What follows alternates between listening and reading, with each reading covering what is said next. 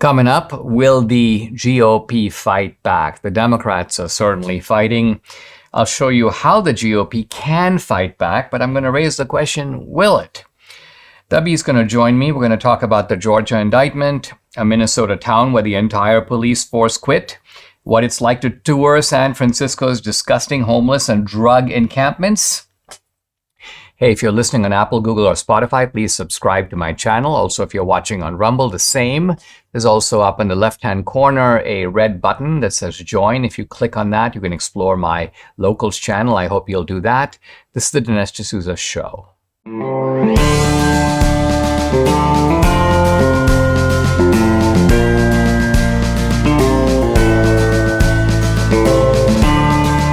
America needs this voice. The times are crazy. In a time of confusion, division, and lies, we need a brave voice of reason, understanding, and truth. This is the Dinesh D'Souza Podcast. I was listening to an exchange involving the political strategist Dick Morris. Dick Morris is a longtime Republican strategist, but he worked for Bill Clinton. Bill Clinton actually realized that Dick Morris is one of the savviest political observers and strategists in the country. And Dick Morris sort of came to public attention through the Clinton campaigns, which were successful. And now Dick Morris is talking about the Trump case, and he said something that I think is probably true, but also very startling, if not dismaying. He said Trump is quite likely going to be campaigning next year from jail. And Eric Metaxas, who was talking to Dick Morris, was genuinely a little bit nonplussed or startled. And he's like, are you saying that he's going to be issuing statements from jail?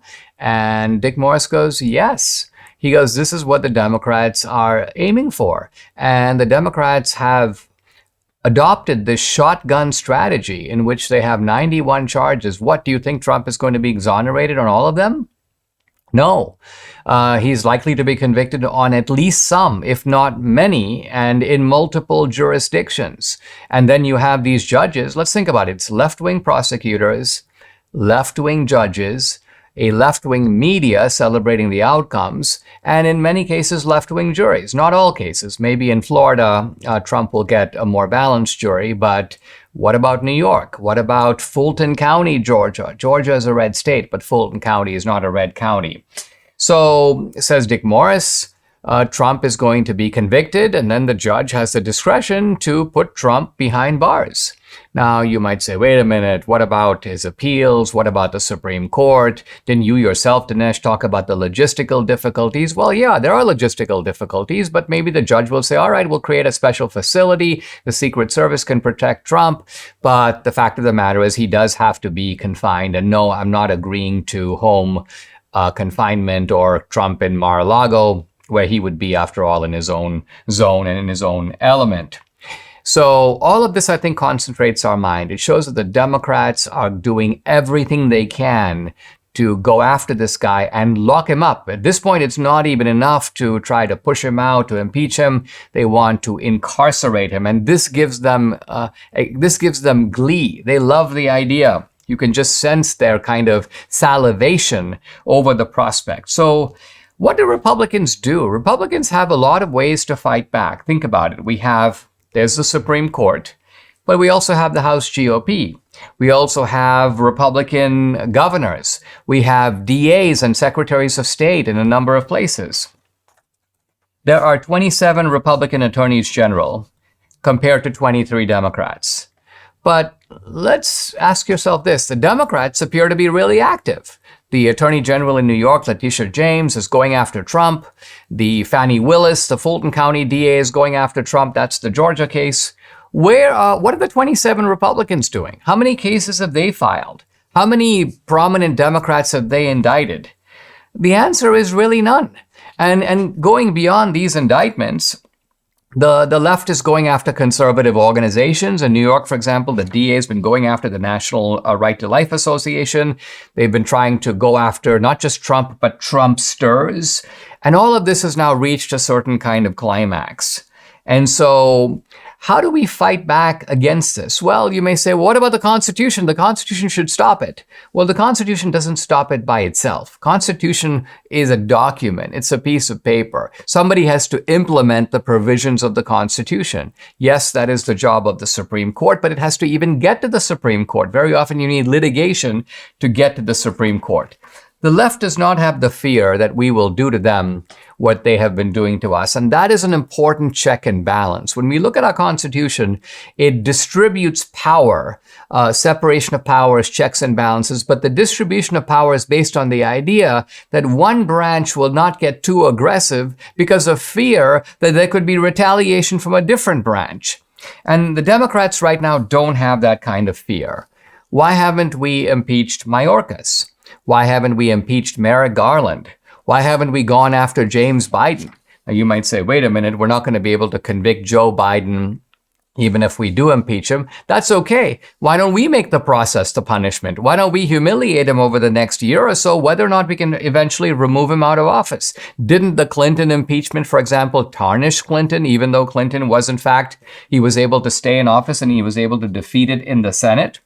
Why aren't we going after, this is Charlie Kirk's point, why don't we go after BLM? They've been taking donations around the country. Surely they're taking donations in red states. They've been misusing these donations. Why aren't there investigations of BLM? Is it just because we are too cowardly to do that?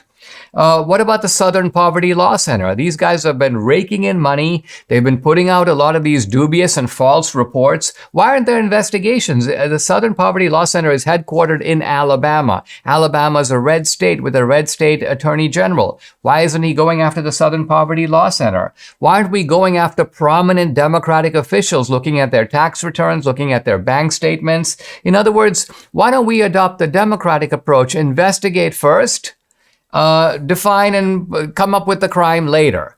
If you look hard enough, you're going to find something, and apply the same level of mercilessness or ruthlessness to the Democrats, not because we are merciless and ruthless people, but we have to stop them. And this is one way, perhaps the only way, to do it. MyPillow celebrating its 20th anniversary, over 80 million pillows sold, and Mike Lindell at MyPillow wants to thank each and every one of you by giving you the lowest price in history on his MyPillows. You can get a queen-size MyPillow for $19.98. Regular price $69.98, just $10 more for a king size. You get deep discounts on all the MyPillow products, the bed sheets, the mattress toppers, the MyPillow pet beds, the mattresses, the MySlippers, the robes, and so much more. This is the time to sort of surf the website, try out some of the other amazing products that you've had your eye on. Go to MyPillow.com, use promo code Dinesh to get this amazing offer on the queen-size MyPillow for $19.98 or the king-size for $29.98. Or you can call the number 800-876-0227. The number again, 800-876-0227. The offer, by the way, comes with a 10-year warranty, a 60-day money-back guarantee. It's time to start getting the quality sleep you deserve. Go to MyPillow.com to get the discounts. Don't forget to use the promo code. It's DINESH, Dinesh. I've been talking about ways in which Republicans need to strike back, to fight back against the legal aggression of the Democrats. And yet, when we look at Georgia, we can begin to see that the situation there is very tricky. And even though Georgia is a red state with a Republican legislature and a Republican governor, no fighting back is really occurring. And the reason is that there may well be a kind of mutual interest, both on the part of Governor Kemp and Fani Willis, to get Trump. We know that Governor Kemp is kind of a sort of a longtime adversary of Trump. Trump campaigned publicly against Governor Kemp, and he won anyway. And we see that Kemp and also his lieutenant governor, a guy named Duncan, these are guys who appear to have themselves a vendetta against Trump. So right after the Georgia indictment, people read the indictment. They're like, this is just nonsensical. It's absurd. It's outrageous. And here's Anthony Sabatini on X, on Twitter. The Republican Georgia legislature must step in immediately. Well, they must and perhaps they should, but so far they haven't. There's been almost you could almost say a deafening silence on the part of Georgia legislators about the Trump case. He goes on, defund the investigation and defund the entire office. Again, the legislature in Georgia has the power to do that, but we see that they are showing no inclination to do it. Remove and impeach the Fulton district attorney and every other person involved in a position of authority immediately. The circus has to end now. And then here's Stephen Miller. Republicans control the legislative and executive branches in Georgia. They could stop this abomination instantly if they wished, just like they could have verified ballot signatures if they wished. So here's Stephen Miller, and he's a little more savvy than the other guy. Why? Because he's like, I know that they can do it. The problem is not that they lack the authority. It's that they don't want to do it. And other commentators looking down on this feed, Georgia Republican state legislature has done zero to protect their own elections. And so you seem to have a very odd situation in Georgia. They not only have the power, but recently, and I didn't even know this, but Governor Kemp has just signed a bill just a few days ago. And the bill creates a new commission which can remove wayward prosecutors. And Governor Kemp said this will curb, quote, far left prosecutors and, quote, make our communities less safe. Now, interestingly, the genesis of this bill is, and it's following very much in the line of Ron DeSantis in Florida, because what Ron DeSantis did was he took the Tampa prosecutor who had publicly said, hey, listen, I'm not going to enforce any of these abortion laws. I'm not going to be doing it. I'm not going to be bringing any charges. And when someone says that, they're in a sense saying, I'm not going to do my job. If something is illegal and you don't bring charges just because it doesn't fit with your ideological predilections, well, that means you are basically a prosecutor in dereliction of duty. And Ron DeSantis goes, okay, you're out of there. And he's done that on more than one occasion. And so I think Georgia decided, well, guess what? We've got all these prosecutors here in Georgia, and they don't go after crime. They, in fact, declare that there are whole areas of crime that are completely off limits. And so here's Governor Kemp, and this part of Governor Kemp I support. I'm not going to stand by idly as rogue or incompetent prosecutors refuse to uphold the law. And he says, we are sending a message. We will not forfeit public safety for prosecutors to let criminals off the hook. So there have been bids to do something like this. Well, I mentioned Florida, but there's also bids to do it in Indiana, Missouri, Pennsylvania. But Georgia has now given itself, through the legislative process, the lawful power to do this. One of the targets is a woman named Deborah Gonzalez, Democratic District Attorney for Athens, Clarke, and Oconee counties. And apparently this Fannie Willis is also in Fulton County under fire for not prosecuting certain types of crimes, going easy, and sometimes deciding, we just won't show up in court, and by missing the deadline, the guy goes free. So it seems to be a combination. I won't say it's laziness, because they don't care about this stuff. They don't care about going after crime. What they care about is going after Trump. And so to Trump's unbelievable bad luck, the Georgia case is in a state where the political establishment, although Republican, is anti-Trump. And is anti-Trump to such a degree. I mean, you can be anti-Trump and support somebody else, or you're anti-Trump and you go, listen, I still recognize that these charges are ridiculous. I still recognize that there is no criminal conspiracy here. I still recognize that Trump and his guys were trying to contest the election. Maybe they were wrong, but challenging an election is not illegal. Even appointing electors is not illegal, because that's contingent upon lawsuits that are going on in Georgia that could go either way. Maybe the Trump position is going to lose, but if it prevails, you need electors. And that's what the Georgia team was trying to do, is to create an alternative slate of electors. So in Georgia, to sum up, you have the power on the part of Republicans to do something, but not the desire. And this shows the way in which the Republican Party is divided and therefore weakened by the fact that we can't even count on people supposedly on our own team. Debbie and I are on a great health journey, but we still struggle to eat enough fruits, veggies, and fiber. And lucky for us, we discovered Balance of Nature. And what better way to get all your fruits and veggies plus fiber than with Balance of Nature? Balance of Nature's fruits and veggies right here, made from fresh whole produce. The produce is powdered after an advanced vacuum cold process, which stabilizes the maximum nutrient content. And this is Balance of Nature's Fiber and Spice, a proprietary blend of fiber and 12 spices for overall and digestive health. Join Debbie and me. Start your journey to better health right now. Call 800-246-8751 or go to balanceofnature.com to get 35% off your first preferred order by using discount code America. Again, that's balanceofnature.com or call 800-246-8751. Get 35% off your first preferred order by using discount code America.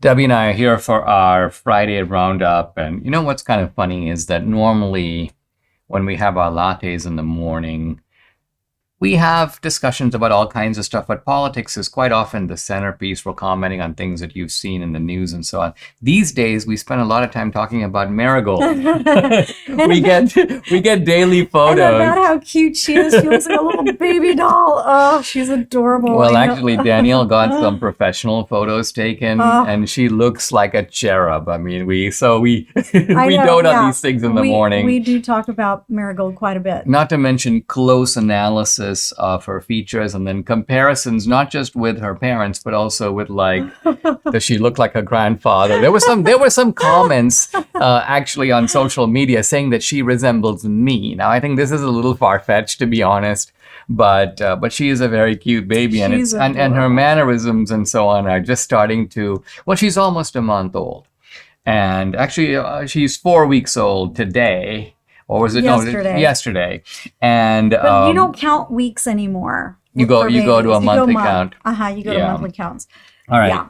Well, let's talk about politics here, and I thought we'd start by talking about, well, the Trump case. Fani Willis wants it to go to trial in Georgia in March. Mm-hmm. And what's interesting is, and perhaps not insignificant, March is also the date of the primary. Mm-hmm. So when people say this is election interference, yeah, it is. Fani Willis is pretending nothing to do with that. No, it's nothing to do with the elections. In fact, that was not even a consideration. It's not about politics. Yeah. Well, you know, what is really quite ironic is that in Fulton County, there were so many shenanigans pulled in the 2020 election that it almost seems like they're trying to even hide that fact by saying that Trump, is wrong about it because they want to prove once and for all that they didn't cheat like everybody knows they did. This is a really interesting point. They said it was the most secure election in history. And for a while, they could kind of get away with that because everyone was echoing that, and there were no clear indications to the contrary. Then I think after 2000 Mules came out, that became really hard to say, and I noticed that they've stopped saying it. But this is a kind of, what you're saying is this is a backdoor way of them, in a sense, protecting the steal. Exactly. Shutting it down, shutting that debate down completely. And almost criminalizing the very daring of saying that it was a stolen election in Fulton County. Because of all the places in Georgia, why Fulton County? Right? The Democrats are smart. They filed the suits where they have power and where they can count on a hospitable judge and a hospitable jury. Now, you showed me this about the judge. Very interesting. I mean, this dude is 34 years old, and he's only been a judge for 6 months. He went to Emory, and apparently Governor Kemp named him to the Fulton County Superior Court bench last year. So he worked as a prosecutor before. So in a sense, he worked for Fani Willis. And then Kemp appointed him as a judge. So he has ties both to Fani Willis and to Kemp. But this shouldn't be thought of as, hey, listen, that means the guy is a moderate. We don't know if he is or not, because Kemp is also anti-Trump. Yeah, exactly. And so it kind of makes you think, this guy's going to be a little hostile to Trump because of the two hostile people that he's linked to, right? What do you think about, I mentioned the statement by Dick Morris that it is possible, not out of the question, that Trump will be campaigning from jail. I mean, that's looking ahead, but it's looking ahead, I think, in a realistic way. Because it's wishful thinking to feel that all of this will go away. So, there are some Trumpsters. Trump is playing 4D chess. No. The Supreme Court will throw it all out. The Supreme Court itself has to operate according to procedure. And by the way, the Supreme Court doesn't deal with state cases. Right. By and large. Right. So what's going on here? Yeah. Well, I think it's going to be a case where they really are trying to just throw everything but the kitchen sink, and they're going at it in it's almost a very coordinated way, because as you notice, all of these indictments have happened very close to each other. So they are kind of all winking at each other going, okay, you go first. Okay, not going to stay. Okay, you go. And so they are really trying to take him out of the playing field. It's coordinated, but still, in my opinion, and I think you agree, it's reckless. And it's reckless because this could, think about it. I hope it backfires. Yeah. I hope it backfires. But usually when the left does something, it doesn't backfire. So I'm throwing that out there. Well, it's partly our job to be able to expose to the American people so that they go, listen, not only is this unprecedented, because it could be unprecedented because he committed unprecedented crimes, but it's unprecedented because this is a kind of political targeting of a kind that we've never seen before. And if the American people don't step in and say enough, who will? If aches and pains are your problem, Relief Factor is your remedy. Debbie and I started taking Relief Factor a couple of years ago, and what a difference we've seen in our joints. Nothing short of amazing. Aches and pains are totally gone thanks to this 100% drug-free solution called Relief Factor. How does it work? Relief Factor supports your body's fight against inflammation. That's the source of aches and pains. The vast majority of people who try Relief Factor order more because it works for them. Debbie's a true believer. She can now do exercises that for a long time she wasn't able to do. So Relief Factor's been a big game changer for her, her aunt, other members of our family, and for many other people. You too can benefit. Try it for yourself. Order the 3-week quick start for the discounted price of just $19.95. Go to relieffactor.com or call 800-4-RELIEF to find out more about this offer. The number again to call, 800-4-RELIEF, or go to relieffactor.com. Feel the difference. There continue to be reports and data about the surge of illegals coming through the border. I think what's really significant is that these are not illegals coming across the border from Mexico. These are illegals coming from all over the place. They're coming from Central America, Honduras, El Salvador. And they're coming Venezuela. from, further into South America, not just Venezuela, but then China, India. It's almost like the word has gotten out worldwide. The world is immigrating to America illegally. But that is the route. That's you the can't route. go to Canada and do it from the other side. They You won't. do it through the Well, Mexican you can't border. get into Canada. Well, there you go. They have a really strong They have a border policy. Oh yeah. Yeah. So this is something that the Biden people are pushing. Mm-hmm. They always make a pretense that they are maintaining some order at the border. But if you read carefully what they say, what they mean is we're not stopping the illegals. We're processing them. We're giving them court dates. And the giving of the court dates, as you know, is a sham. It's a because often joke. the court date is not come back on Tuesday. It's like come back a year and a half from now. And in the meantime, goodbye. Give us a phone number, and you can give probably a made-up phone number if you want. We'll never be able to find you again. You're now inside the United States. So, again, It's such a joke. And you know what makes me really especially mad is when we travel, not just within the United States, but when we travel abroad, and it's such a sham. We're coming in and we're getting processed and all of that. They actually go through more trouble to do that, even with U.S. passports, than they're doing with these people crossing over. It's just such a joke. And every time that I'm asked to take my shoes off or whatever, I look at them like, really? Come on now. well, and then think about the legals. Think about the fact. When I applied for immigration status, I hired an attorney. It took me a couple of years. And that was not to get citizenship. That was just to get a green card, which allowed me to work in the country. You have to go through a 5-year naturalization process. It is an elaborate system. And if you go through it, you now feel like a sucker because you feel like, wow, this is another way to come in. You can jump the line in effect. So there's a kind of abuse of the process of law. Absolutely. And, I just got a WhatsApp from my cousin who we've been trying to bring him to America legally. He's an engineer and he's not going to really just be a bottom he's the kind of feeder here in immigrant we America. need. He likes America. He's a hardworking guy. Yeah. He brings scientific credentials that are useful to this country. Yeah, he's a really smart guy. He's using all this time to learn English really well, which is great, but all that being said, the process started in November. And he hasn't gotten any word that any of it has been processed. And here we are. In fact, the other day, Debbie goes, do you think it's because of his link to us? And I'm like, even the link to us is not even all that obvious. So I guess it's obvious that we talk about it on the podcast. But she's like, you think that's why they're kind of big? They're not responding to him? And I'm like, I don't know. The process is glacial. I actually think, and this is, he's like, there are so many people that still haven't gotten called.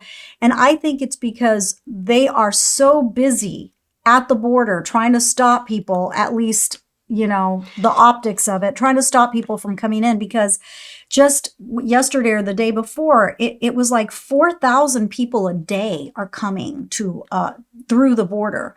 And so they can't stop all those people. They just can't. They don't have enough manpower to do that. And so I think that they're just too busy trying to stop illegals that they just don't have enough manpower to bring in the legals. So, well, if you think government functions badly, and it generally does, try places like the DMV and so on. But the immigration office is at a whole different level. You try calling them right now, you find they won't even call you back.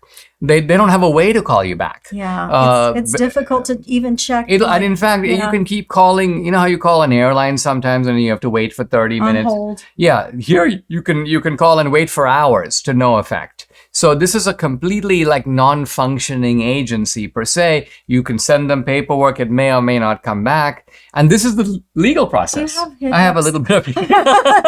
It's okay. Is this a first in the podcast? They're not really bad hiccups. They're almost like tiny little hiccups. And then when I had the first one, I wasn't even sure it was a hiccup. Well, last time before you did an interview, you had hiccups and I scared you. And then I told you to hold your breath and they seemed to stop. But we've never actually had it where we're talking about something together. But yes, this is a very, very troubling case.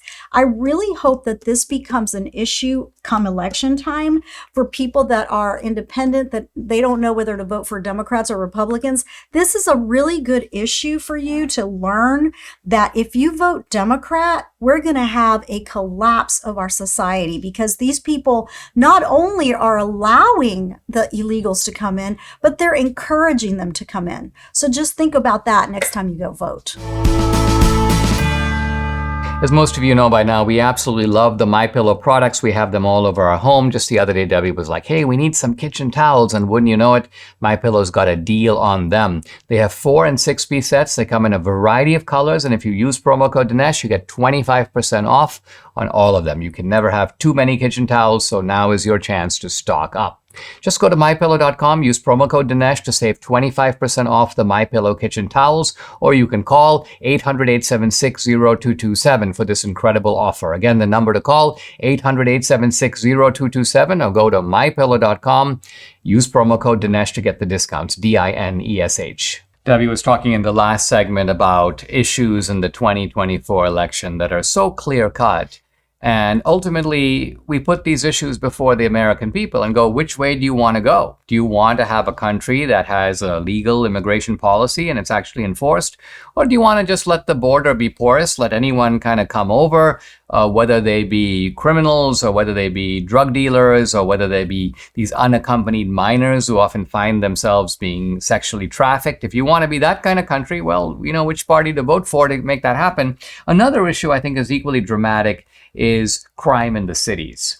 Because if you want to have cities that are destroyed, depredation, looting, people going into Nordstrom's, Urban decay. yeah, collecting huge amounts of stuff and just walking out the door. The management is powerless. The police decide we can't do anything. The district attorney says, I'm not prosecuting those kinds of cases.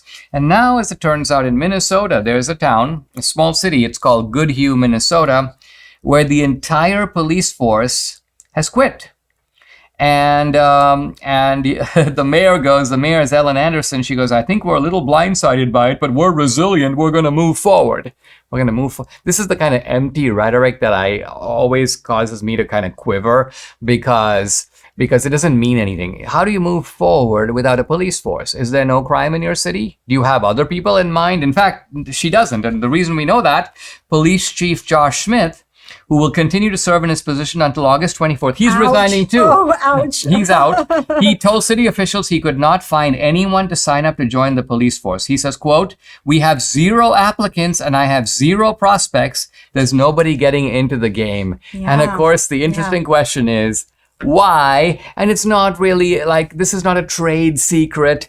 We know why. It's not rocket The why science. is basically Minnesota. It's nearby Minneapolis. Yeah. It is the attitude toward the police that's cultivated by the left and in some ways ratified by the citizens. Yeah, it's the ground zero of the defund the police movement. So here you go. What do you expect? You know, why would anybody want to be a police officer in Minnesota? I mean, think about it. Well, I mean, look, here I think it was just a few days ago, they hauled up the guy.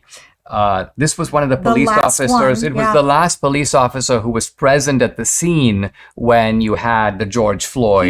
He was the Asian guy, right? He was the Asian guy. Mm-hmm. Now, if you look at what he's doing, and remember, these when you have a bunch of policemen doing something and one guy takes an action, other people often don't intervene because it's sort of like, listen, this is being taken care of. So you have Derek Chauvin and he's restraining George Floyd, and all that the other policemen are doing, which you can see police doing in any other similar incident, is kind of keeping people away and sort of allowing the arrest to take place. So this guy just stood there. It's pretty clear he had no idea that this guy was going to die. Well, first of all, he had no idea that this guy's body was full of drugs. I think he thought that the other guy was doing his job, and guess what? He now gets a sentence of 4 years and 9 months. So if you're supposed to be a cop, you want to be a cop, think about it, you're not paid all that well. It's a dangerous job. You have the risk you're not going to come home to your family. And then on top, if the criminals don't get you, the system will. No, and the criminals are going to win in Minnesota. And that's the really sad thing of all of this is that, yes, they're crying out, oh yeah, defund the police. So the police officers are like, okay, fine. I'm not going to be a police officer. I'm going to go into something else, right? Yeah. But I'm not going to go into law enforcement because there is no law enforcement in Minnesota. If you are a criminal, you get off. Right? I mean, the criminal has a legal edge over the cop because if the criminal brutalizes the cop, no big deal. If the cop brutalizes the criminal, the cop is going to be held up on charges. Yeah. And so there's something off here. And again, Minnesota's kind of a progressive state. And but you can assume, I mean, here's the question. You have citizens living in places like Minneapolis, and they vote for these kinds of policies. Mm-hmm. At least they vote indirectly. They can't be that stupid that they don't know that they're going to get more liberal prosecutors who don't care about prosecuting certain crimes. Criminals are going to be on the rampage. You're going to have a prosecutorial establishment more interested in going after the cops. And like you say, the citizens are going to bear the burden. And then you might think, okay, the citizens are all going to arm themselves and protect themselves. But then they're like, we can't do that either. So you don't have the cops to protect you and you can't protect yourself. Well, good luck living in those jurisdictions because, I mean, can you even feel sorry for people who become... I don't. And I have a cousin that lives in Minnesota and I don't feel sorry for her. Well, there was a social media video, but this actually pivots to San Francisco, and we're going to talk about San Francisco. But she was talking about how horrible it is, how you get hassled, and when you're on the subway, you get hassled on the street. People come up to you and insult you, make sexual remarks against you. But if you look at the woman, she's kind of bohemian, and you get the feeling that she's the type of person who would support defund the police. I'm on board with George Floyd, BLM all the way, and so on. And so you're like that, you vote for that, you get it, and then you complain, man, I can't believe what it's like in San Francisco. Yeah, well, I'm being hassled all the time. Hey, good luck in this city. What is it called? Hue? It's going to be called Bad Hue after a while, because they're gonna see what it's like to live without the police. Hey guys, I'd like to invite you to check out my Locals channel. This is an excellent time to surf the channel. It's also a great time to sign up. If you become an annual subscriber, you're going to get free my new film, which comes out in October. The film will normally be $25 or so to buy, but if you get an annual subscription to my Locals channel, it is included. Now, I post a lot of exclusive content on Locals, including content that's censored on other social media platforms. On Locals, you get Dinesh Unchained, Dinesh Uncensored. You can also interact with me directly. I do a weekly live Q&A every Tuesday, 8 p.m. Eastern. No topic is off limits. By the way, my Locals page has a whole bunch of cool films up there, documentaries, feature films, my films, films by other independent producers. And I mentioned the new film. I'll be giving you the inside scoop about that on Locals. Check out my channel. It's dinesh.locals.com. Hey, if you're watching the podcast on Rumble, there's a little join button at the top. It's a red button at the top left. If you click on that, it'll take you to Locals. I'd love to have you along for this great ride. Again, check it out, dinesh.locals.com. San Francisco is a once great city that has been destroyed by the left-wing Democrats who run the place. The Atlantic recently dubbed it a failed city. It is, Elon Musk has tweeted, it feels post-apocalyptic. And, Elon Musk knows what he's talking about, because where is Twitter? Where's X based? San Francisco. In fact, I think Elon Musk, being a kind of a good-hearted guy, is like, I'm going to try to stay and make the place better. I don't think he should stay. I think he should move Twitter out of San Francisco, let the place go down the tubes, because, hey, when you have policies that are doing this to the town, to the city, there's not a whole lot that people can do. Mm-hmm. But, and it's very difficult to find amusement, if you will, over San Francisco's, because you have, as I say, one of the great cities of the world.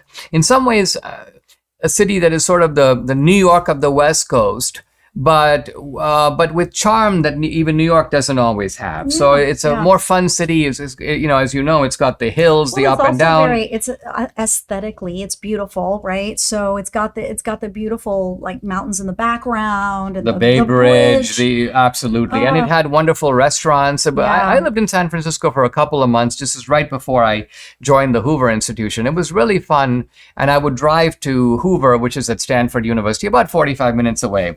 In any event, here's what we want to talk about. Apparently, someone has been running ads and put up an event on Eventbrite, and it's essentially it's essentially called the Downtown Doom Loop Walking Tour. So it's kind of like if you live elsewhere in San Francisco or in the suburbs, and you sort of want to become a tourist and check out the degradation of San Francisco. In other words, look how disgusting it is. The idea is not to see the best of San Francisco, but the worst of San Francisco. You want to see the open-air drug market? We're going to go see it. You want to see abandoned office buildings and tech offices? We're going to show you that. You want to see deserted stores that have been looted and robbed until the management has decided to close the store down? So it says, you've read the headlines, you've seen the tweets, now get close and personal to the doom and squalor of downtown San Francisco. That's great. It costs you $30 for the tour, guys, and I'm tempted to go on this myself, but I don't live nearby. It starts at City Hall. It's August 26th. It's a 1.5 mile walk through, these used to be nice areas. The Mid-Market, the Tenderloin District, and Union Square. It says, wear sneakers, because we're going to be doing some walking. And the guy who's running it says he's, quote, a SF native, a San Francisco native, a political junkie, an opinionated loudmouth, And Yeah. he's going to help people understand, quote, the policy choices that made America's wealthiest city the nation's innovative leader of housing crisis, addiction crisis, mental health crisis, and unrepentant crime crisis. So This is great. you got a long-term San Franciscan, and he's like, listen, I'm not just going to show you as if like this is amusing. Everybody wants to know who this person is, but no one does, actually. Yeah. They think he's male, right? They think he's a man. Yeah. They think he's a commissioner, mind you. They think he's a city commissioner, but San Francisco has hundreds of city commissioners, so they can't find out which one he is. And he goes, listen, we spend $776 million a year on police, but we have no rule of law.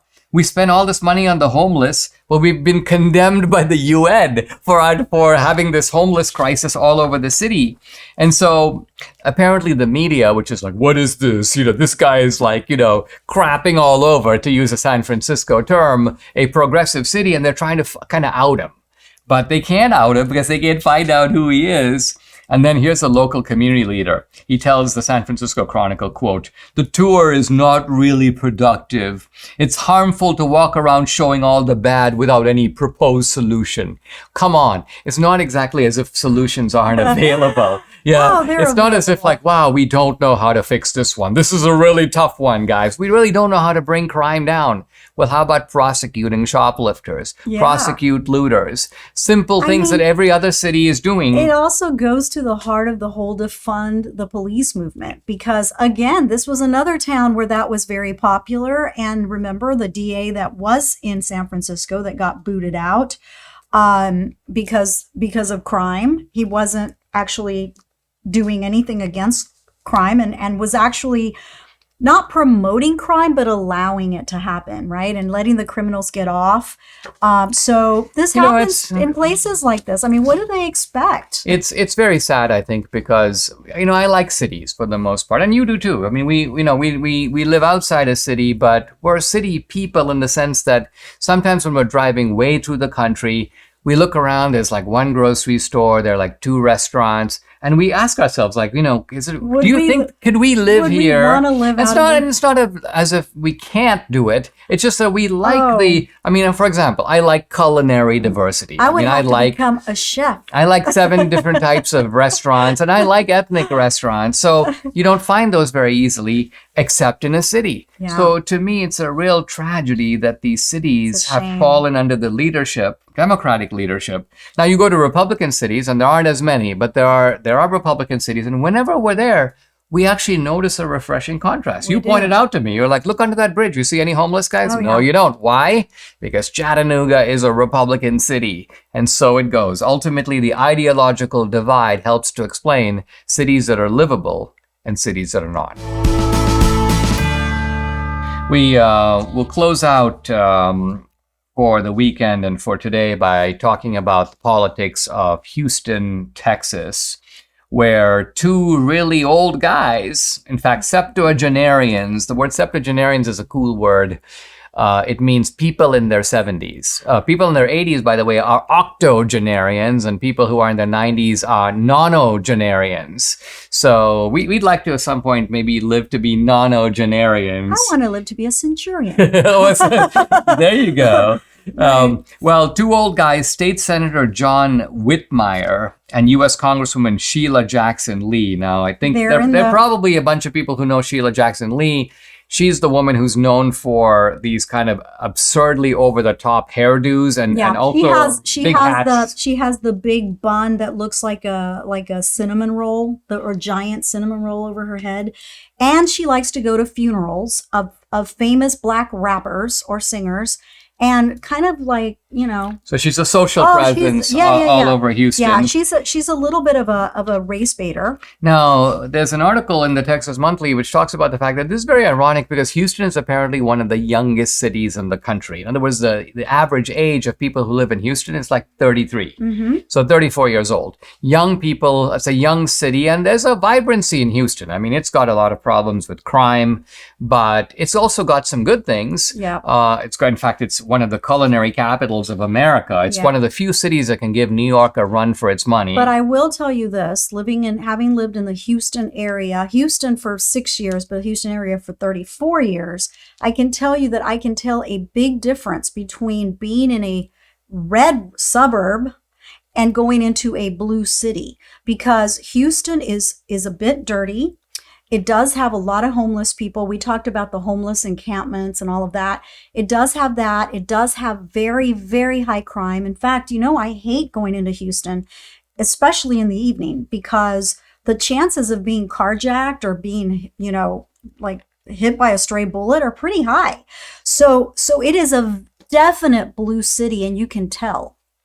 The two guys running for mayor are Democrats. They're blue, but they're not blue. They're not the same kind of blue. Apparently, the state senator, this John Whitmire guy, who, by the way, has served in Texas government since 1973. Oh, yeah, he's an old relic. Yeah. And then Sheila Jackson Lee has represented her district in Houston for at least 2 decades. Yeah. And so they quote a political science guy from Rice University. He says, these are 2 people who have been in politics longer than most Houstonians have been alive. Oh, yeah. So you got these 2 old geezers who are running. Apparently, the Republicans in Houston, and there are some, Houston has a Republican presence and also Republican money. It's apparently backing Whitmire. Yes, because he is a more moderate Democrat. He's not Sheila Jackson Lee, as I said, is a race baiter. So she's not a really good person. And she has never done anything for her constituents, who keep voting her in year after year after year, election after election.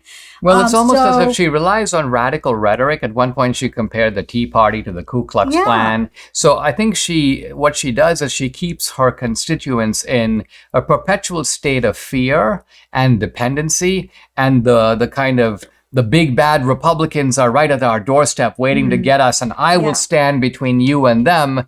I mean, the whole thing is a fiction and a myth, but it's a myth rooted in the history of the South. And she's able to tap into this vein of fear, and people are like, yeah, we better, she's a fighter, man. Yeah. But she's a fighter she hasn't done anything for her constituency at all. In fact, all of the inner city in Houston, the black inner city in Houston looks horrific.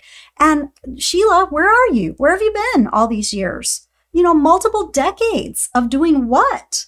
And so they want her to be mayor. Are you kidding me? I mean, it's like such a joke. And it's almost really, like we could call it the Peter principle, where you move up to your level of incompetence. I mean, she's horrible for a district, and you might think that would mean, listen, first of all, you're going to be thrown out of the district that you represent. But no, she's reelected and reelected and reelected, and now she wants a bigger job where she can bring her inaction, you might say, to the whole... She would be one big joke if she was elected mayor. But no, I do think he's a little bit ahead. Yeah, the voting is really close. But I mean, not by a big difference. It's something like he's got 35 and she's got 33. Yeah. So the polls are running pretty close. My guess is that by and large, if you take the moderate Democrats, and Texas does have a lot of moderate Democrats, and you add Republicans, he should be able to pull it off. I think he has a good chance. Yeah, but the fact that she's even competitive really makes you throw up your hands, as if to say again, what are you voting for? What are you trying to do to a city that still has a lot of good things going for it? I mean, Houston it's gone down perhaps,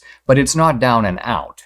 There are nice areas in Houston. I mean, you're right. Some of the areas we even drive by, and we won't drive through them because we'll go around them. They're a little scary, but yeah, I mean, you're right. And Houston has so much diversity. I mean, talk about a multicultural city.